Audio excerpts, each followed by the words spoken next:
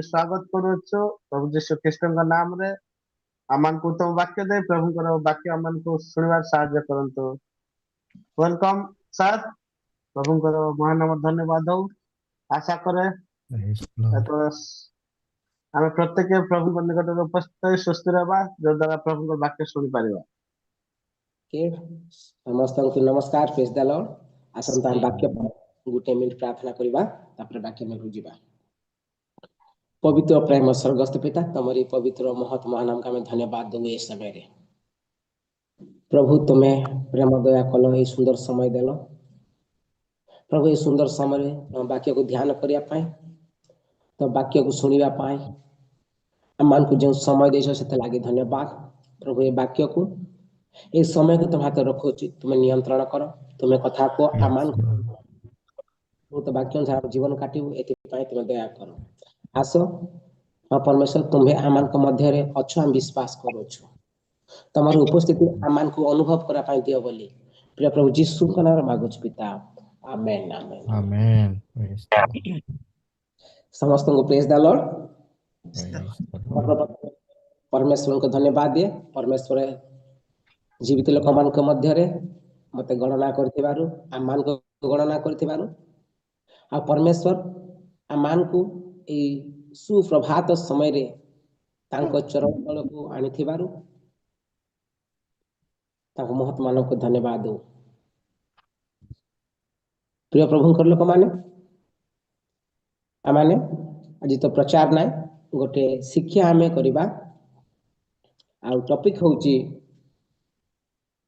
रोग बा असुस्थता क्यों ठारू आसु थाए रोग बा असुस्थता क्यों ठारू आसु थाए से विषय हम टिक आलोचना करिबा।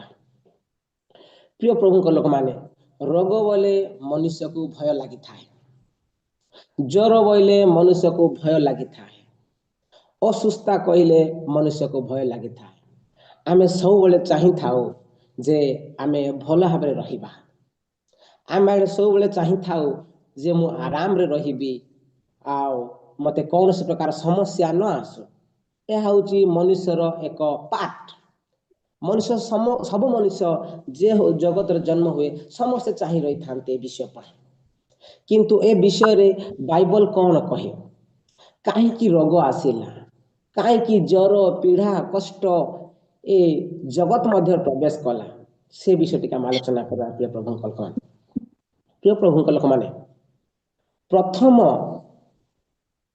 बाट जे रोग आसीबार कारण आदम रो पाप आमे समस्त जानू। प्रिय प्रभु लोक माने आदम रो पाप जगु बा आदम हवांकर पाप जगु रोग मृत्यु पीड़ा जगत रे प्रवेश करथिला से माने रोग मृत्यु पीढ़ार कबाट खोलिथिले। प्रिय प्रभु लोक माने परमेश्वर कहिथिले तुमे जो दिन ए फल खाइब से दिन मरिब अर्थात मृत्युर रोगर संकट समस्या आदम को गेट बाहर रे थिला आदम को बगीचा बाहर रे थिला आदम को परिवार रे प्रवेश करि नथिला किंतु आदमकर पाप हेतु आदम से रोग को मृत्यु को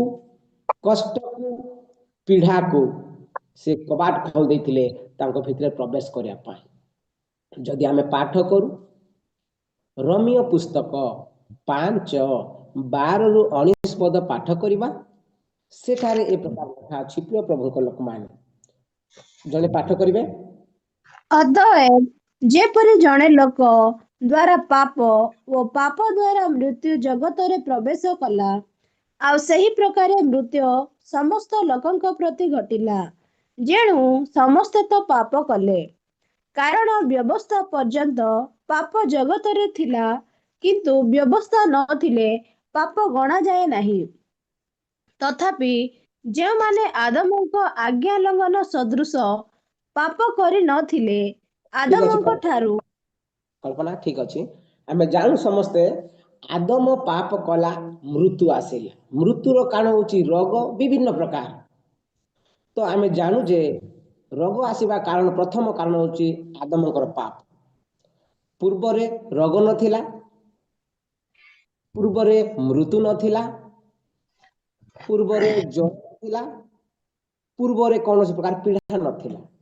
ଯେତେବେଳେ ଆଦମ ପାପ କଲେ, ସେ ପାପ ଦେଇକରି ଆଜି ଏ ଜଗତକୁ ଏ ପୃଥିବୀକୁ ରୋଗ ପ୍ରବେଶ କଲା, ପୀଡ଼ା ପ୍ରବେଶ କଲା, ମୃତ୍ୟୁ ମଧ୍ୟ ପ୍ରବେଶ କଲା।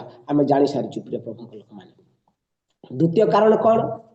କେବଳ ଆଦମଙ୍କର ପାପ ଯୋଗୁଁ ଆଜି ଆମେ କଷ୍ଟ ଭୋଗୁଅଛୁ କି? କେବଳ ଆଦମ ହବାଙ୍କର ପାପ ଯୋଗୁଁ ଆଜି ଆମକୁ ରୋଗ ହୋଇଅଛି କି?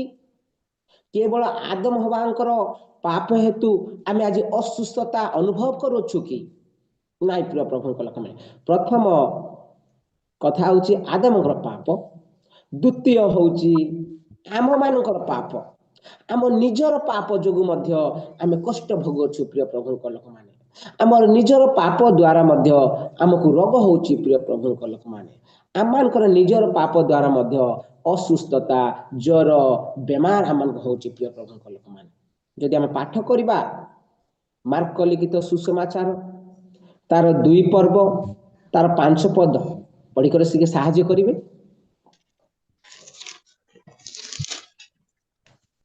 ଯୀଶୁ ସେମାନଙ୍କର ବିଶ୍ୱାସ ଦେଖି ସେଇ ପକ୍ଷାଘାତ ରୋଗୀଙ୍କୁ କହିଲେ, ବତ୍ସ, ତୁମ୍ଭର ପାପ ସବୁ କ୍ଷମା କରାଗଲା। ଓକେ, ଯୋହନ 5:14 ଟିକେ ପଢିବେ।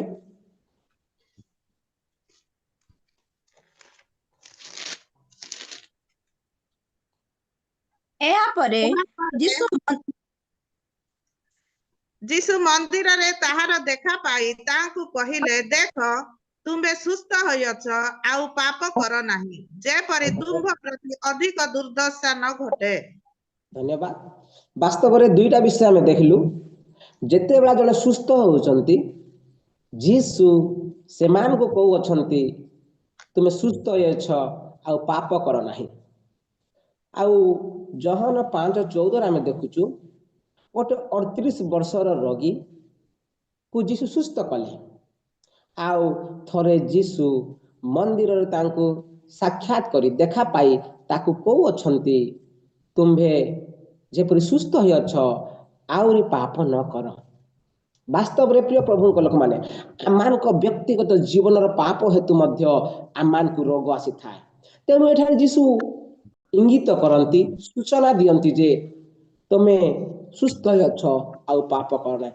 ଆମମାନଙ୍କର ପାପ ଦ୍ୱାରା ମଧ୍ୟ, ଆମମାନଙ୍କର ଅପରାଧ ଦ୍ୱାରା ମଧ୍ୟ ଆମମାନଙ୍କୁ ରୋଗ ଆସିଥାଏ, ଆମମାନଙ୍କୁ କଷ୍ଟ ଆସିଥାଏ, ଆମମାନଙ୍କୁ ଜ୍ୱର ଆସିଥାଏ, ଆମମାନଙ୍କୁ ଅସୁସ୍ଥତା, ଆମେ ଅସୁସ୍ଥତା ଅନୁଭବ କରିଥାଉ ପ୍ରିୟ ପ୍ରଭୁଙ୍କ ଲୋକମାନେ।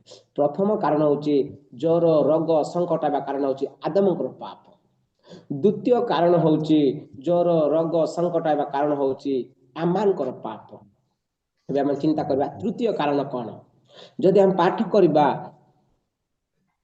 ଯାତ୍ରା ପୁସ୍ତକ 20 ପର୍ବ 5 ପଦ, ତାର ତୃତୀୟ କାରଣ ସେଠି ଲେଖା ଅଛି ପ୍ରିୟ ପ୍ରଭୁଙ୍କ ଲୋକମାନେ। ଯାତ୍ରା ପୁସ୍ତକ 20 ପର୍ବ 5 ପଦ। ତୁମେ ସେମାନଙ୍କୁ ପ୍ରଣାମ କରିବ ନାହିଁ କି ସେମାନଙ୍କର ସେବା କରିବ ନାହିଁ, ଯେହେତୁ ଆମ୍ଭେ ତୁମର ସଦାପ୍ରଭୁ ପରମେଶ୍ୱର ସ୍ୱଗୌରବ ରକ୍ଷଣରେ ଉଦ୍ଯୋଗୀ ପରମେଶ୍ୱର ଅଟୁ। ପୁଣି ଯେଉଁମାନେ ଆମ୍ଭକୁ ଘୃଣା କରନ୍ତି, ଆମ୍ଭେ ସେମାନଙ୍କ ତୃତୀୟ ଓ ଚତୁର୍ଥ ପୁରୁଷ ପର୍ଯ୍ୟନ୍ତ ସନ୍ତାନମାନଙ୍କ ଉପରେ ପୈତୃକ ଅପରାଧର ପ୍ରତିଫଳ ଦାତା। ଧନ୍ୟବାଦ ଭଉଣୀ। ବାସ୍ତବରେ ପ୍ରିୟ ପ୍ରଭୁଙ୍କ ଲୋକମାନେ, ଏଠାରେ ଏ ପ୍ରକାର ଲେଖା ଅଛି, ଯେଉଁମାନେ ଆମକୁ ଘୃଣା କରନ୍ତି, ଆମ୍ଭେ ସେମାନଙ୍କ ତୃତୀୟ ଓ ଚତୁର୍ଥ ପୁରୁଷ ପର୍ଯ୍ୟନ୍ତ ସନ୍ତାନମାନଙ୍କ ଉପରେ ପୈତୃକ ଅପରାଧ ପ୍ରତିଫଳ ଦାତା। ବାସ୍ତବରେ ପ୍ରିୟ ପ୍ରଭୁଙ୍କ ଲୋକମାନେ, ଆମେ ଏଠି ଦେଖୁଛୁ ଜଣେ ଅଜା, ଆମ ଗ୍ରାଣ୍ଡ ଫାଦର, ଆମ ଜେଜେବାପା ମାନେ ସେମାନେ ପାପ କଲେ, କିନ୍ତୁ ତାହାର ପ୍ରତିଫଳ ଆଜି ଆଉ ଗୋଟେ ପିଢ଼ିକୁ ଭୋଗିବା ପାଇଁ ପଡୁଅଛି। କେବଳ ମୁଁ ପାପ କରି ନାହିଁ, କେବଳ ଆଦମ ବାବାଙ୍କର ପାପ ନାହିଁ, किंतु आमानकर पूर्व पुरुष माने मोर रिलेटिव माने मोर संपर्कीय माने जदि पाप करि अछंती ताहार प्रतिफल मध्ये लागि अछि प्रिय प्रभु माने ताहार प्रतिफल रो से रोग आमे आज भोगु अछु तेनु करी प्रभुंकर वाक्य कहा जाए जो माने आमान को घृणा करंती जो माने परमेश्वर को घृणा करंती से पुणी चतुर्थ तृतीय पुरुष पर्यंत से कौन करबे से रोग को घटाइबे यार अर्थ कौन प्रिय प्रभु लोक माने केवल मु पाप कली जे से रोग मु भोगुची से कष्ट मु भोगुची ताहा नुहे आदम हवांकर पाप नुहे आमान को व्यक्तिगत जीवन रो पाप नुहे किंतु आमान को पूर्व पुरुष आमानकर संपर्कीय लोक माने जो भूल करी अछंती ताहा द्वारा मध्य मनुष्य को रोग संकट ज्वर असुस्थता आसी थाई पारे प्रिय प्रभु लोक तीन प्रकार विषय हम देखलु प्रथमे आदमकर पाप द्वारा रोग प्रवेश करिथिला द्वितीय रे देखलु आमानकर पाप द्वारा आमान को रोग मध्य होई थाए ज्वर मध्य होई थाए तृतीय देखलु अन्य मानकर पाप हमर पाप नाही अन्य मानकर पाप एग्जांपल आपन को देवा पाई चाहि प्रिय प्रभु को लोक मारे क्षमा करिवे गोटे भाई कि गोटे भौणी कि गोटे बड़ रोग होईछि से कौन सी कारण ताकू रोग होईछि किंतु जेते बेला गोटे छुआ जन्म होउछि से तो पाप करि नाही किंतु से रोग धरि से जन्म होउछि से तो पाप करि नाही कारण कौन जो रोग थिला तार पूर्व पीढ़ी रे से रोग प्रवेश करुछि ए निरीह बालक बालिका मान प्रति अन्य मानकर पाप द्वारा मध्य अन्य लोक भोगिबा पाई पड़िबो चतुर्थ विषय में देखिबा रोग संकट काई आसुछि चतुर्थ विषय होछि जेते बेला हम पाठ करू मार्क 9 17 18 पद आम स्पष्ट रूपे जानिबा पाई पारबा मार्क 9 17 18 लोक समूह मध्यरु जणे ताहांकु उत्तर देला हे गुरु मु मोर पुओ को आपणक निकट को आनीथिली ताहार गोटे गुंगा भूत लागि अछि जे कोनोसी स्थान रे से ताहाकु धरे ताहाकु तळे पकाई दिए ताहार मुहरु फेण बाहरे वो से दांत रगड़े आउ से सुखी जाउ अछि ताहाकु छड़ाइबा निमते मु आपणक शिष्य मानकु कहिथिली किंतु से माने पारिले नाही धन्यवाद एठार आम देखु तार चतुर्थ कारण रोग बेमार आसीबा कारण होची शैतान और दुष्ट आत्मा मानक द्वारा ए लोक जहा से लोकर पुओ जहा भोगु अछि से आदम पाप हेतु नुहे तार निजर पाप हेतु नुहे तार पूर्व पुरुषर पाप हेतु नुहे किंतु दुष्ट आत्मा मानक द्वारा शैतान रो द्वारा बेले बेले भाबुछु आमे प्रभु मो पाप कलार मोर प्रतिफल मिला नाही प्रिय प्रभु को लोक माने बेले बेले आपण पाप करि न थाई पारंती किंतु शैतान रो गोटे चाल दुष्ट आत्मा मानकर चाल एटा कहउछंती से भाई जिसु को मु आपण को शिष्य मानक पाख को आनीथिली ताको गोटे घुंगा भूत लागि अछि आउ जतेबेला से भूत लागे ताको कष्ट दउ अछि जंत्रणा दउ अछि तो ए जो लोक बा जो व्यक्ति से कष्ट भोगु अछि से केवल दुष्ट आत्मांक द्वारा भूत मानक द्वारा आउ शैतान रो द्वारा जदि आमे समस्त जानु प्रिय प्रभु को लोक माने आयवं को विषय रे से पूर्व देशर गोटे बड़ धनी लोक थिले से प्रभु प्रिय थिले आउ तांको जीवन रे केते बड़ रोग आसला से तो पाप करि नथिले तार पाई तार रिलेटिव पाप करि नथिले आदमकर पाप दायी नाही किंतु एटी आमे देखुछु प्रिय प्रभु को लोक माने शैतान द्वारा से रोग आसीथिला ଯେଉଁ ରୋଗ ଦ୍ୱାରା ସେ କଷ୍ଟ ଭୋଗିଥିଲା ଆଉ ଶେଷରେ ମଧ୍ୟ ତାର ସ୍ତ୍ରୀ କହୁଥିଲେ ତୁମେ ପରମେଶ୍ୱରଙ୍କୁ ପରିତ୍ୟାଗ କରି ମୃତ୍ୟୁବରଣ କର।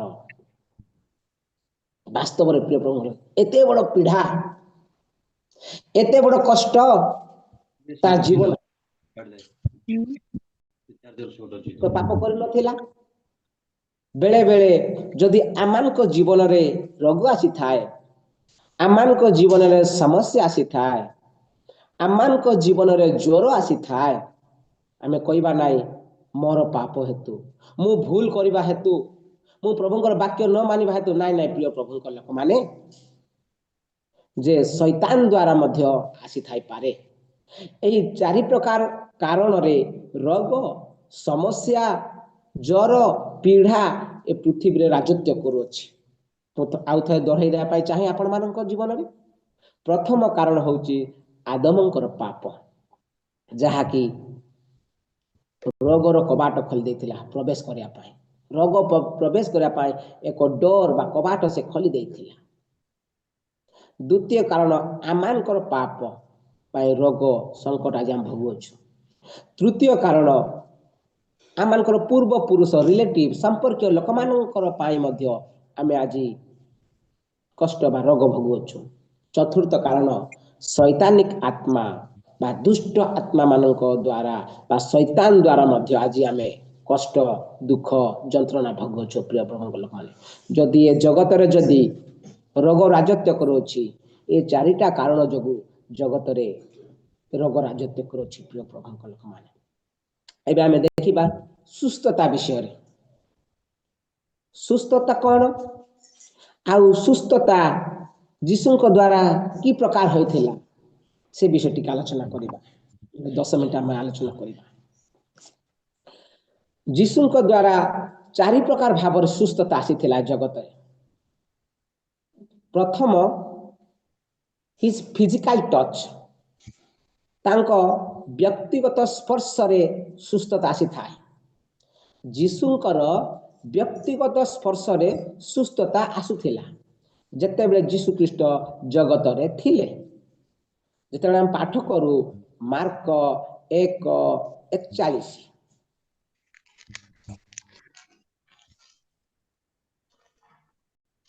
ଏଥିରେ ସେ ଦୟାରେ ବିଗଳିତ ହୋଇ ହସ୍ତ ବିସ୍ତାର କରି ତାହାକୁ ସ୍ପର୍ଶ କଲେ ଓ କହିଲେ, ମୁଁ ଇଚ୍ଛା କରୁଅଛି, ଶୁଚି ହୁଅ।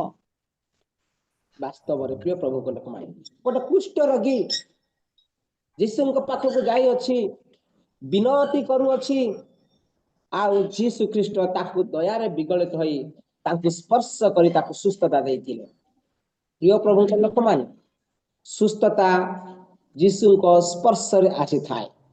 ଏହା ହେଉଛି ଯୀଶୁଙ୍କର ସୁସ୍ଥତା କୁହାଯାଏ। ଯୀଶୁଙ୍କ ସ୍ପର୍ଶରେ ସୁସ୍ଥତା ଆସିଥାଏ। 2 ନମ୍ବର ଯଦି ଆମେ ଚିନ୍ତା କରିବା, ଆମେ ସମସ୍ତେ ଜାଣୁ ମାଥିଉ 8 ପର୍ବ 7 ପଦରୁ 13 ପଦ। ମାଥିଉ 8 ପର୍ବ 7 ପଦରୁ 13 ପଦ ଗୋଟିଏ ଅଂଶ ପାଠ କରିବେ।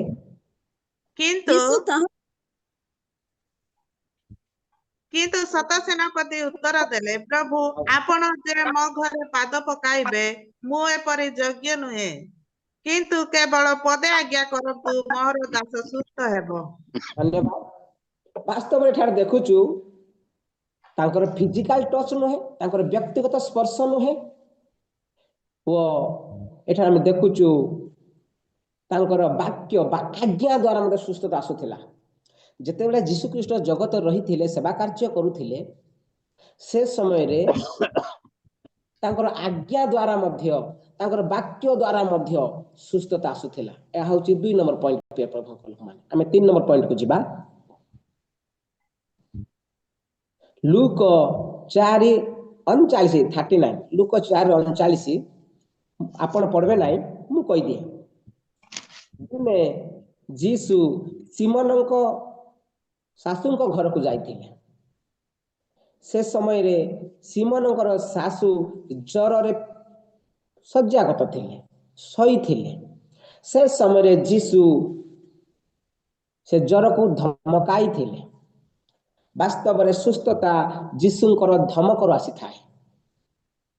ଯୀଶୁ ଧମକ ଦେଇଥିଲେ ଓ ସେ ସୁସ୍ଥ ପାଇଥିଲେ ଓ ପ୍ରଭୁଙ୍କର ସେବା କରିଥିଲେ। ବାସ୍ତବରେ ପ୍ରିୟ ପ୍ରଭୁଙ୍କ ଲୋକମାନେ ଯୀଶୁଙ୍କ ସୁସ୍ଥତା ତାଙ୍କ ଧମକରୁ ମଧ୍ୟ ହୋଇଥାଏ। 4 ନମ୍ବର ଆମେ ଚିନ୍ତା କରିବା, ଯେତେବେଳେ ମାର୍କ 8:22-23 ଆମେ ପାଠ କରୁଛୁ, ସେଠାରେ ଲେଖା ଅଛି ଜଣେ ଅନ୍ଧ ବ୍ୟକ୍ତି ଥିଲେ, ଆଉ ସେ ସୁସ୍ଥ ହେବା ପାଇଁ, ଆଖି ଦେଖିବା ପାଇଁ ସେ ଇଚ୍ଛା ପ୍ରକାଶ କରିଥିଲେ, ଆଉ ଯୀଶୁଙ୍କ ପାଖକୁ ଯାଇଥିଲେ। ଆଉ ଯୀଶୁ ପଚାରିଥିଲେ, ମୁଁ ତୁମକୁ କ'ଣ କରିବ ତୁମେ ଇଚ୍ଛା କରୁଅଛ? ଆଉ ସେ କହିଥିଲା, ଯୀଶୁ ମୋତେ ଟିକେ ତୁମେ ସୁସ୍ଥ କର। ସେ ସମୟରେ ଯୀଶୁ କ'ଣ କରିଥିଲେ, ସେ ତାର ଆଖିରେ ଛେପ ପକାଇ ତାକୁ ସୁସ୍ଥତା, ତାର ଉପରେ ହସ୍ତ ଦେଇ ତାକୁ ସୁସ୍ଥ ଦେଇଥିଲେ। ବାସ୍ତବରେ ପ୍ରିୟ ପ୍ରଭୁଙ୍କ ଲୋକମାନେ ଯୀଶୁଙ୍କର ସୁସ୍ଥତା ତାଙ୍କର ଛେପ ଦ୍ୱାରା ମଧ୍ୟ ହୋଇଥାଏ। ଯୀଶୁଙ୍କର ସୁସ୍ଥତା 4 ପ୍ରକାର ଅଟେ, ଯାହା ତାଙ୍କର ବ୍ୟକ୍ତିଗତ ସ୍ପର୍ଶ ଆସିଥାଏ। 2 ନମ୍ବର, ତାଙ୍କର ଆଜ୍ଞା ବା ବାକ୍ୟ ଦ୍ୱାରା ସୁସ୍ଥତା ହେଇଥାଏ। 3 ନମ୍ବର, ସେ ବେମାରକୁ ଧମକ ଦେଇ ସୁସ୍ଥ କରିଥାନ୍ତି। 4 ନମ୍ବର, ସେ ଛେପ ପକାଇ ମଧ୍ୟ ସୁସ୍ଥତା କରିଥାନ୍ତି। ଯୀଶୁ ଜଗତରେ ଥିଲାବେଳେ ଏ 4 ପ୍ରକାର ଭାବରେ ସେ ସୁସ୍ଥତା କରୁଥିଲେ। କିନ୍ତୁ ଏବେ ଯୀଶୁ ଖ୍ରୀଷ୍ଟ ନାହାନ୍ତି ଜଗତରେ, ଧରନ୍ତୁ, ତ ଆମେ ଏବେ କେମିତି ସୁସ୍ଥତା ପାଉଅଛୁ?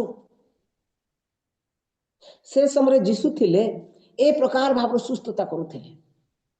ତ ଯୀଶୁ ଏବେ ଆମମାନଙ୍କ ମଧ୍ୟରେ ନାହାନ୍ତି, ଧରନ୍ତୁ, ତ ଆମେ ଏବେ କି ପ୍ରକାର ଭାବରେ ସୁସ୍ଥତା ପାଉଅଛୁ? ସତେ କି ସେ ଫିଜିକାଲ ଟଚ୍, ସତେ କି ତାଙ୍କର ବାକ୍ୟ ଦ୍ୱାରା, ସତେ କି ତାଙ୍କର ଧମକ ଦ୍ୱାରା, ସତେ କି ତାଙ୍କର ସେଇ ଛେପ ଦ୍ୱାରା? ହଁ ପ୍ରିୟ ମାନେ, ଏବେ ଆମେ ଶୁଣିବା ଯାହା ଲେଖା ଅଛି ମାର୍କ 5:34 ଟିକେ ପାଠ କରିବେ, ଜଣେ ପାଠ କରି ଶୁଣେଇବେ ଆମକୁ। ତହିଁରେ ଯୀଶୁ ଯୀଶୁ ତାହାଙ୍କୁ କହିଲେ, ବସେ, ତୋହର ବିଶ୍ୱାସ ତତେ ସୁସ୍ଥ କରିଅଛି, ଶାନ୍ତିରେ ଚାଲିଯା ଓ ତୋହର ରୋଗରୁ ଆରୋଗ୍ୟ ହୋଇଥା। ବାସ୍ତବରେ ପ୍ରିୟ ପ୍ରଭୁଙ୍କ ଲୋକମାନେ ଆମେ ସମସ୍ତେ ଜାଣୁ ଭଲ ଭାବରେ, ଏଠାରେ ଦେଖୁଛୁ ସେ ରୋଗୀକୁ କୁହାଯାଉଛି, ତୋହର ବିଶ୍ୱାସ ତତେ ସୁସ୍ଥ କରିଅଛି, ଶାନ୍ତିରେ ଚାଲିଯାଅ।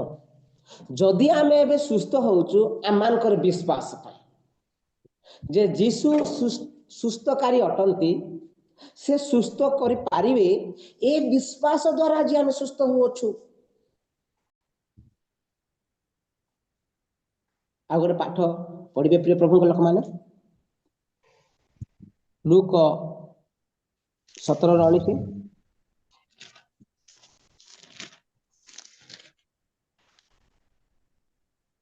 ପୁଣି ପୁଣି ସେ ତାହାଙ୍କୁ କହିଲେ, ଉଠି ପ୍ରସ୍ଥାନ କର, ତୁମ୍ଭର ବିଶ୍ୱାସ ତୁମ୍ଭକୁ ସୁସ୍ଥ କରିଅଛି। এটা কি প্রকার রোগ প্রিয় প্রভুଙ୍କ ଲୋକମାନେ? ତାର ଉପରରେ ଲେଖା ଅଛି ସେ ବ୍ୟକ୍ତି କି ରୋଗ ହେଇଥିଲା, ଟିପ୍ପଣୀ ଦେବେ। ଲେପ୍ରୋସି, କୁଷ୍ଠ ରୋଗ। ବାସ୍ତବରେ ପ୍ରିୟ ପ୍ରଭୁଙ୍କ ଲୋକମାନେ ସେ କୁଷ୍ଠ ରୋଗକୁ ଯୀଶୁ କହୁଅଛନ୍ତି, ଉଠ, ତମର ବିଶ୍ୱାସ ତମକୁ ସୁସ୍ଥ କରିଅଛି। ବାସ୍ତବରେ ଆମମାନଙ୍କୁ ସୁସ୍ଥତା ପାଇବା ପାଇଁ ହେଲେ ଆମମାନଙ୍କର ବିଶ୍ୱାସକୁ ବଢ଼ାଇବା ପାଇଁ ପଡ଼ିବ। ଆମମାନଙ୍କର ବିଶ୍ୱାସ ଆମକୁ ସୁସ୍ଥତା ଆଣି ଦେଇଥାଏ। ତେବେ ଆମମାନଙ୍କର ବିଶ୍ୱାସ କି ପ୍ରକାର ଅଟେ? ଆମମାନଙ୍କର ବିଶ୍ୱାସ ବଢ଼ାଇବା ପାଇଁ ପଡ଼ିବ ବୋଲି ପ୍ରଭୁଙ୍କର ବାକ୍ୟ ପ୍ରକାଶ କରେ। ସୁସ୍ଥତା ଯୀଶୁଙ୍କ ତରଫରୁ ଆସିଥାଏ, ସୁସ୍ଥତା ଆମମାନେ ଯୀଶୁଙ୍କୁ ବିଶ୍ୱାସ କରିବା ତରଫରୁ ମଧ୍ୟ ଆସିଥାଏ। ଯଦି ପାଠ କରିବା ପ୍ରିୟ ପ୍ରଭୁଙ୍କ ଲୋକମାନେ 2 ନମ୍ବର ପଏଣ୍ଟ, ମାଥ୍ୟୁ 8:5-13 ଗୋଟେ ପଦ ପଢିଦେବେ। ଆମେ ସମସ୍ତେ ପଢି ସାରିଛୁ, ପଢିବା ନାହିଁ। ମାଥ୍ୟୁ 8:5-13 ଆମେ ସମସ୍ତେ ପଢି ସାରିଛୁ, ଆଉ ପଢିବା ନାହିଁ। ତ ସେଠାରେ ଏ ପ୍ରକାର ଲେଖା ଅଛି ପ୍ରିୟ ପ୍ରଭୁଙ୍କ ଲୋକମାନେ, ସତ ସେନାପତି ବିଷୟରେ। ସତ ସେନାପତିଙ୍କ ବିଷୟରେ କ'ଣ ଲେଖା ଅଛି? ଯେତେବେଳେ ସତ ସେନାପତି ଯୀଶୁଙ୍କ ନିକଟକୁ ଯାଇଅଛନ୍ତି, ଆଉ ଯୀଶୁଙ୍କୁ ସେ ଅନୁରୋଧ କରୁଅଛନ୍ତି, ଯୀଶୁ ମୋର ଦାସ ସେ ପକ୍ଷାଘାତ ରୋଗୀରେ ଅତି କଷ୍ଟ ଭୋଗୁଅଛି ଆମ ଘରେ। ଆଉ ମୁଁ ଚାହୁଁଅଛି ତୁମ୍ଭେ ମୋ ଗୃହ କହିବା ପାଇଁ ପଡ଼ିବ ନା, ତୁମ୍ଭେ ପଦେ ଆଜ୍ଞା ଦିଅ। ଆଉ ତା ତଳକୁ ଆମେ ଦେଖୁଛୁ ସେ ସମୟରେ ତାର ଦାସ ସୁସ୍ଥ ହେଇଥିଲା। ଏହା କଣ ପ୍ରିୟ ପ୍ରଭୁଙ୍କ ଲୋକମାନେ, କଣ ତାର ଦାସ ବିଶ୍ୱାସ କରିଥିଲା? ଦ୍ୱିତୀୟ ପଏଣ୍ଟ ହେଉଛି ଯେ ଫେଥ୍ ଅଫ୍ ଅଦର୍ସ, ଅନ୍ୟମାନଙ୍କ ବିଶ୍ୱାସରେ ଅନ୍ୟ ଜଣ ସୁସ୍ଥତା ପାଇବ। ଏବେ ଆମେ ଦେଖିବା ଆମ ମାନଙ୍କର ଛୋଟ ଛୋଟ ପୁଅମାନେ, ସେମାନେ ଯୀଶୁଙ୍କୁ ଭଲ ଜାଣନ୍ତି ନାହିଁ, ସେମାନେ ଯୀଶୁଙ୍କର ପରିଚୟ ମଧ୍ୟ ଭଲ ପାଇନାହାନ୍ତି। ଯଦି ଆମେ ପ୍ରାର୍ଥନା କରୁ, ଯଦି ସେ ସୁସ୍ଥ ହଉଅଛି କାହା ଦ୍ୱାରା? ଅନ୍ୟମାନଙ୍କ ବିଶ୍ୱାସ ଦ୍ୱାରା। ସେ ବିଶ୍ୱାସ କରୁଛି ସୁସ୍ଥ ପାଇଛି ତାହା ନୁହେଁ, ଅନ୍ୟମାନଙ୍କ ବିଶ୍ୱାସ ଦ୍ୱାରା। ତ ଅନ୍ୟ ଲୋକ ପାଇଁ ଆମମାନଙ୍କୁ ବିଶ୍ୱାସ କରିବା ପାଇଁ ପଡ଼ିବ। ସୁସ୍ଥତା ଯେ ବେମାର ହେଇଛି ସେ ବିଶ୍ୱାସ କରିବା ପାଇଁ ପଡ଼ିବ ପ୍ରଥମେ, ଆଉ ସେ ସୁସ୍ଥ ହେବ। ଯଦି ତାହା ହେଇପାରୁନାହିଁ, ଅନ୍ୟମାନଙ୍କର ବିଶ୍ୱାସ ଦ୍ୱାରା ମଧ୍ୟ ସୁସ୍ଥତା ଆସିଥାଇପାରେ। ଯାହା ମୁଁ କହିଲି ଏକ୍ଜାମ୍ପଲ, ମୋର ପୁଅ ଜ୍ୱର ହେଇଅଛି, ମୋର ବିଶ୍ୱାସ ଦେଖି ପ୍ରଭୁ ତାକୁ ସୁସ୍ଥ କରିବେ, ପୁଅର ବିଶ୍ୱାସ ଦେଖି ନୁହେଁ। ବାସ୍ତବରେ ପ୍ରିୟ ପ୍ରଭୁଙ୍କ ଲୋକମାନେ, ଆଜି ଅନ୍ୟ ଲୋକମାନଙ୍କର ବିଶ୍ୱାସ ଦେଖି ଆମେ ପଢ଼ିଛୁ ସମସ୍ତେ, ମାର୍କ 2:5 ଏ ପ୍ରକାର ଲେଖା ଅଛି, ଗୋଟିଏ ଦିନ ସମାଜ ଗୃହରେ ଯୀଶୁ ଶିକ୍ଷା ଦେଉଥିଲେ। ଶିକ୍ଷା ଦେଉଥିବା ସମୟରେ ସମାଜ ଗୃହରେ ଏ ପ୍ରକାର ଗହଳି ହେଇଥିଲା ଯେ ଲୋକମାନେ ଯିବା ପାଇଁ ମଧ୍ୟ ରାସ୍ତା ନଥିଲା। ସେ ସମୟରେ କିଛି ଜଣ ବ୍ୟକ୍ତି ଗୋଟିଏ ପକ୍ଷାଘାତୀ ରୋଗୀକୁ ଆଣିଲେ, ଆଉ ସେମାନେ ଯୀଶୁଙ୍କ ପାଖକୁ ନେବା ପାଇଁ ଚେଷ୍ଟା କରିଅଛନ୍ତି, କିନ୍ତୁ ବିଫଳ ହେଇଅଛନ୍ତି। ଶେଷରେ ସେମାନେ ଗୋଟେ ପ୍ଲାନ୍ କରିଅଛନ୍ତି ଯେ ଛାତକୁ ଗାଡ଼ି, ଛାତକୁ ଭାଙ୍ଗି ସେ ଭିତର ପଟେ ଯୀଶୁ ଯୋଉଠାରେ ଠିଆ ହେଇଛନ୍ତି ସେଠାରେ ତାକୁ ଓହ୍ଲେଇ ଦେଇଅଛନ୍ତି। ଯୀଶୁ ସେମାନଙ୍କର ବିଶ୍ୱାସ ଦେଖି ପକ୍ଷାଘାତୀ ରୋଗୀକୁ ସୁସ୍ଥ କରିଛନ୍ତି। ବାସ୍ତବରେ ଆମମାନଙ୍କର ବିଶ୍ୱାସ ଦେଖି ଆମମାନଙ୍କର ପିଲାମାନେ ସୁସ୍ଥତା ପାଇଥାନ୍ତି। ଆମମାନଙ୍କର ବିଶ୍ୱାସ ଦେଖି ଆମର ସ୍ୱାମୀ ସୁସ୍ଥତା ପାଇଥାଏ। ସ୍ୱାମୀର ବିଶ୍ୱାସ ଦେଖି ସ୍ତ୍ରୀ ସୁସ୍ଥତା ପାଇଥାଏ।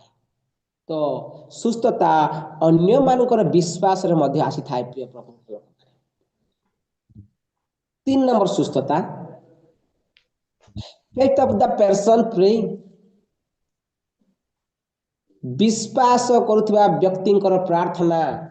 ଯେଉଁ ବ୍ୟକ୍ତି ପ୍ରାର୍ଥନା କରନ୍ତି ତାଙ୍କ ପାଖରେ ବିଶ୍ୱାସ କରୁଥିବା ଶକ୍ତି ଥିବାର ଅଛି। ଯଦି ମୁଁ ବିଶ୍ୱାସ କରୁନାହିଁ ଯୀଶୁଙ୍କୁ, ମୋର ପରିବାର ବିଶ୍ୱାସ କରୁନାହାନ୍ତି ଯୀଶୁଙ୍କୁ, କିନ୍ତୁ ଯେଉଁ ବ୍ୟକ୍ତି ଯୀଶୁଙ୍କୁ ବିଶ୍ୱାସ କରି ତାର ଦ୍ୱାରା ମଧ୍ୟ ସୁସ୍ଥତା ହେଇଥାଇପାରେ। ଆମେ ଦେଖୁଛୁ ବିଜାତି ଭାଇ ଭଉଣୀଙ୍କ ମାନଙ୍କ ମଧ୍ୟରେ, ସେ ବିଜାତି ଲୋକମାନେ ଯୀଶୁଙ୍କୁ ଜାଣିନାହାନ୍ତି, ତାଙ୍କର ପରିବାର ମଧ୍ୟ ଜାଣିନାହାନ୍ତି। ସେ ବିଶ୍ୱାସ କରୁନାହିଁ, ତାର ପରିବାର ମଧ୍ୟ ବିଶ୍ୱାସ କରୁନାହାନ୍ତି, କିନ୍ତୁ ଯେଉଁ ଲୋକ ପ୍ରାର୍ଥନା କରୁଛି ତା ପାଖରେ ସେ ବିଶ୍ୱାସ ଅଛି ଯେ ସୁସ୍ଥତା ହେବ। ଯାହା ଲେଖା ଅଛି ପ୍ରେରିତ 3:6 ଆମେ ଦେଖୁ ପିତରଙ୍କ ବିଷୟରେ। ପିତରଙ୍କ ପାଖରେ ବିଶ୍ୱାସ ଥିଲା ଆଉ ସେ ସୁସ୍ଥ କଲେ।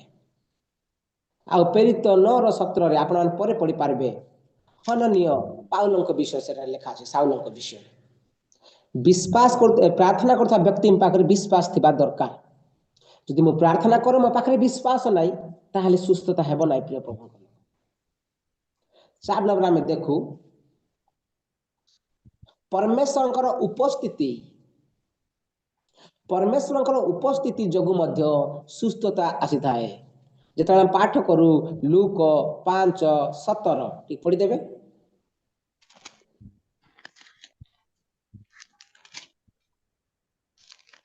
ଦିନେ ସେ ଶିକ୍ଷା ଦେଉଥିଲେ, ଆଉ ଗାଲିଲର ପ୍ରତ୍ୟେକ ଗ୍ରାମ, ପୁଣି ଜିହୁଦା ପ୍ରଦେଶ ଓ ଜେରୁସାଲେମରୁ ଆସିଥିବା ଫାରୁସି ଓ ବ୍ୟବସ୍ଥାପକ ନିକଟରେ ବସିଥିଲେ ଆଉ ସେ ଯେପରି ସୁସ୍ଥ କରନ୍ତି ଏଥିପାଇଁ ପ୍ରଭୁଙ୍କର ଶକ୍ତି ଉପସ୍ଥିତ ହେଲା। ଧନ୍ୟବାଦ। ସୁସ୍ଥ ହେବା ପାଇଁ ପ୍ରଭୁଙ୍କର ଉପସ୍ଥିତି ଦରକାର। ଆମେ ବେଳେ ବେଳେ ଟିଭି ମାଧ୍ୟମରେ ପ୍ରୋଗ୍ରାମ ମାଧ୍ୟମରେ ଦେଖୁଛୁ ବେନିହିନଙ୍କ ପ୍ରୋଗ୍ରାମ, ବିଭିନ୍ନ ଲୋକମାନଙ୍କର ବଡ ବଡ ପ୍ରୋଗ୍ରାମ ଆମେ ଦେଖୁଛୁ। ସେ ସଭା ଦଳ ମଧ୍ୟରେ ଜଣେ ସୁସ୍ଥ ହେଇଯାଉଛି, ଆସିକରି ସାକ୍ଷୀ ଦଉଛି ମୁଁ ସୁସ୍ଥ ହେଲି। ହାଉ କେମିତି? ବାସ୍ତବରେ ସେ ସମୟରେ ପରମେଶ୍ୱରଙ୍କର ଶକ୍ତି, ପରମେଶ୍ୱରଙ୍କର ଉପସ୍ଥିତି ସେ ସଭା ମଧ୍ୟରେ ଅଛି। ସେ ସଭା ମଧ୍ୟରେ ଥିବା ଯୋଗୁଁ ସେ ପରମେଶ୍ୱର ଉପସ୍ଥିତି ଦ୍ୱାରା ମଧ୍ୟ ସୁସ୍ଥତା ଆସିଥାଇପାରେ। ବ୍ୟକ୍ତିଗତ ବିଶ୍ୱାସ ଦ୍ୱାରା ନୁହେଁ, ଅନ୍ୟମାନଙ୍କର ବିଶ୍ୱାସ ଦ୍ୱାରା ନୁହେଁ, ଯେ ପ୍ରାର୍ଥନା କରେ ତାହାର ବିଶ୍ୱାସ ଦ୍ୱାରା ନୁହେଁ, କିନ୍ତୁ ପରମେଶ୍ୱରଙ୍କର ଉପସ୍ଥିତି ସେ ସଭା ମଧ୍ୟରେ ଥିବାରୁ, ପରମେଶ୍ୱରଙ୍କର ଉପସ୍ଥିତି ସେ ପ୍ରାର୍ଥନା ମଧ୍ୟରେ ଥିବାରୁ ସୁସ୍ଥତା ଆସିଥାଇପାରେ। ପ୍ରିୟ ପ୍ରଭୁଙ୍କ ଲୋକମାନେ, ଆଉ ଗୋଟେ ପଏଣ୍ଟ ଲେଖା ଅଛି ଦ ଏଲ୍ଡର ଅଫ ଦ ଚର୍ଚ୍ଚ। ଆମେ ଜାଣୁ ପ୍ରାଚୀନ ମାନଙ୍କର ହସ୍ତାର୍ପଣ ଦ୍ୱାରା ମଧ୍ୟ, ତୈଳ ମଖାଇବା ଦ୍ୱାରା ମଧ୍ୟ, ଆମେ ସମସ୍ତେ ଜାଣୁ, ଏହା ପଢିବା ନାହିଁ। ପ୍ରାଚୀନ ମାନଙ୍କ ଦ୍ୱାରା ମଧ୍ୟ ସୁସ୍ଥତା ଆସିଥାଏ। ସେଠାରେ ଏ ପ୍ରକାର ଲେଖା ଅଛି, ତୁମେ ଯାଅ ପ୍ରାଚୀନ ମାନଙ୍କ ନିକଟରେ, ସେମାନେ ତୈଳ ମଖାଇ ତୁମକୁ ପ୍ରାର୍ଥନା କରିବେ ଆଉ ତୁମେ ସୁସ୍ଥତା ପାଇବ। ସୁସ୍ଥତା ପ୍ରାଚୀନ ମାନଙ୍କ ଦ୍ୱାରା ମଧ୍ୟ ଆସିଥାଇପାରେ। ଆଉ ଶେଷରେ ଆମେ ଦେଖୁଛୁ ପ୍ରଥମ କରିନ୍ଥୀୟ 12:9 ଏ ପ୍ରକାର ଲେଖା ଅଛି, ଯାହାକୁ ସୁସ୍ଥ କରିବା ବା ଆରୋଗ୍ୟ କରିବାର ଦାନ ମିଳିଅଛି ତାହା ଦ୍ୱାରା ମଧ୍ୟ ସୁସ୍ଥତା ହେବ। ପ୍ରିୟ ପ୍ରଭୁଙ୍କ ଲୋକ, ବାସ୍ତବରେ ଯେଉଁମାନଙ୍କୁ ଆରୋଗ୍ୟ କରିବାର ଶକ୍ତି ବା ଦାନ ପରମେଶ୍ୱର ଦେଇଅଛନ୍ତି ତାହା ଦ୍ୱାରା ମଧ୍ୟ ସୁସ୍ଥତା ଆସିଥାଇପାରେ। ଆଉ ଶେଷରେ ଯଦି ଆମେ ଲକ୍ଷ୍ୟ କରିବା, ତାହା ତ ଲେଖା ଅଛି ପ୍ରଥମ କରିନ୍ଥୀୟ 12:9, ଘରେ ପଢିବେ ଆପଣମାନେ। ମୁଁ 2 ମିନିଟ୍ ଭିତରେ ସରାଇବା ପାଇଁ ଚେଷ୍ଟା କରୁଛି, ଟାଇମ୍ ମଧ୍ୟ ହେଲା। ତାପରେ ଆମେ ଦେଖୁଛୁ ଶେଷରେ ଦ ଟ୍ରାନ୍ସଫର୍ମ ଅଫ ଜିଜସ୍ ଅଥୋରିଟି, ଯୀଶୁଙ୍କ ଅଧିକାର। ଯଦି ଆଜି ମୁଁ ପ୍ରାର୍ଥନା କରେ, ଯୀଶୁଙ୍କ ଅଧିକାର ନେଇ ମୁଁ ପ୍ରାର୍ଥନା କରେ, ହୋଇଥାଇପାରେ ମୋ ପାଖରେ ବିଶ୍ୱାସ ନାହିଁ, ହୋଇଥାଇପାରେ ଆପଣଙ୍କ ପାଖରେ ବିଶ୍ୱାସ ନାହିଁ, କିନ୍ତୁ ଯୀଶୁ ଯେଉଁ ଅଧିକାର ଆମମାନଙ୍କୁ ଦେଇଅଛନ୍ତି ସେଇ ଅଧିକାରରେ ମଧ୍ୟ ସୁସ୍ଥତା ଆସିଥାଇପାରେ। ପ୍ରିୟ ପ୍ରଭୁଙ୍କ ଲୋକ, ଆମେ ଜାଣିଲୁ ସୁସ୍ଥତା ଯାହା ଲେଖା ଅଛି ଲୁକ 9:1, ଯୀଶୁଙ୍କର ଅଧିକାର ଦ୍ୱାରା ମଧ୍ୟ ସୁସ୍ଥତା ଆସିଥାଏ। ଆମେ ଆଜି ଶିଖିଲୁ 2 ପ୍ରକାର ବିଷୟରେ, ରୋଗ କେଉଁ କାରଣ ଯୋଗୁଁ ଆସେ, ସୁସ୍ଥତା କେଉଁ କାରଣ ଯୋଗୁଁ ଆସେ। ମୁଁ ଦୋହରାଇ ଦିଏ, ରୋଗ ଆଦମଙ୍କର ପାପ ଯୋଗୁଁ ଆସିଥାଏ। ରୋଗ ଆମମାନଙ୍କ ବ୍ୟକ୍ତିଗତ ଜୀବନ ପାପରୁ ଆସିଥାଏ। ରୋଗ ଆମର ପୂର୍ବପୁରୁଷ ମାନଙ୍କ ଦ୍ୱାରା ଆସିଥାଏ। ରୋଗ ଶୈତାନ ଓ ଦୁଷ୍ଟ ଆତ୍ମା ମାନଙ୍କ ଦ୍ୱାରା ଆସିଥାଏ। ରୋଗ ଆସିବାର କାରଣ এই 4ଟା ଅଟେ। ପ୍ରିୟ ପ୍ରଭୁଙ୍କ ଲୋକ, ସୁସ୍ଥତା 2 ପ୍ରକାର, ବିଶ୍ୱାସ ଆଉ ଯୀଶୁଙ୍କର ସୁସ୍ଥତା। ଯୀଶୁଙ୍କର ସୁସ୍ଥତା କ'ଣ? ଯୀଶୁଙ୍କର ବ୍ୟକ୍ତିଗତ ସ୍ପର୍ଶ, ତାଙ୍କର ବାକ୍ୟ ଦ୍ୱାରା, ଯୀଶୁଙ୍କର ଧମକ ଦ୍ୱାରା ଆଉ ତାଙ୍କର ଛେପ ଦ୍ୱାରା ସୁସ୍ଥତା ଆସିଥାଏ। ଆଉ ବିଶ୍ୱାସ ଦ୍ୱାରା ସୁସ୍ଥତା କ'ଣ? ବ୍ୟକ୍ତିଗତ ବିଶ୍ୱାସ ଦ୍ୱାରା ସୁସ୍ଥତା ଆସିଥାଏ, ଅନ୍ୟମାନଙ୍କ ବିଶ୍ୱାସ ଦ୍ୱାରା ସୁସ୍ଥତା ଆସିଥାଏ, ପ୍ରାର୍ଥନା କରୁଥିବା ବ୍ୟକ୍ତିର ବିଶ୍ୱାସ ଦ୍ୱାରା ସୁସ୍ଥତା ଆସିଥାଏ, ପରମେଶ୍ୱରଙ୍କର ଉପସ୍ଥିତି ଦ୍ୱାରା ସୁସ୍ଥତା ଆସିଥାଏ, ପ୍ରାଚୀନ ମାନଙ୍କର ହସ୍ତାର୍ପଣ ଦ୍ୱାରା ସୁସ୍ଥତା ଆସିଥାଏ, ଆରୋଗ୍ୟ କରିବାର ଦାନ ଯାହା ପାଖରେ ଅଛି ତାହା ଦ୍ୱାରା ମଧ୍ୟ ସୁସ୍ଥତା ଆସିଥାଏ ଓ ଯୀଶୁଙ୍କ ଦେଇଥିବା ଅଧିକାରରୁ ସୁସ୍ଥତା ଆସିଥାଇପାରେ। ଯାହା ବି ହଉ ପ୍ରିୟ ପ୍ରଭୁଙ୍କ ଲୋକମାନେ, ଆମେ ଆଜି ଶିଖିଲେ ରୋଗ ଆଉ ସୁସ୍ଥତା ବିଷୟରେ। ପରମେଶ୍ୱର ନିଶ୍ଚୟ ଆମମାନଙ୍କୁ ସୁସ୍ଥତା ଦିଅନ୍ତୁ। ଆଉ ଯେଉଁମାନେ ରୋଗ ବେମାରରେ ପଡ଼ିଛନ୍ତି, ପରମେଶ୍ୱର ତାଙ୍କର ବାକ୍ୟ ଦେଇ, ଅନ୍ୟ ଲୋକମାନଙ୍କର ବିଶ୍ୱାସ ଦେଇ, ତାଙ୍କର ଉପସ୍ଥିତି ଦେଇ ଆଉ ଦେଇଥିବା ଅଧିକାର ଦେଇ ସୁସ୍ଥତା କରନ୍ତୁ। ଏ ବାକ୍ୟରେ ପରମେଶ୍ୱର ଆଶୀର୍ବାଦ କରନ୍ତୁ ଆମ ସମସ୍ତଙ୍କୁ। ଆମେନ୍। Amen. Amen. Praise the Lord. ବହୁତ ବହୁତ ଧନ୍ୟବାଦ ପାଷ୍ଟର ଆଜ୍ଞା, ସୁନ୍ଦର ଭାବରେ ପ୍ରାଞ୍ଜଳ ଭାବରେ ଆମମାନଙ୍କ ମଧ୍ୟରେ ପ୍ରଭୁଙ୍କର ସୁସ୍ଥତା, ପ୍ରଭୁଙ୍କର ବିଷୟ, ପ୍ରଭୁଙ୍କର ଆଶୀଷ ବିଷୟରେ ଆଉ ରୋଗ ବିଷୟ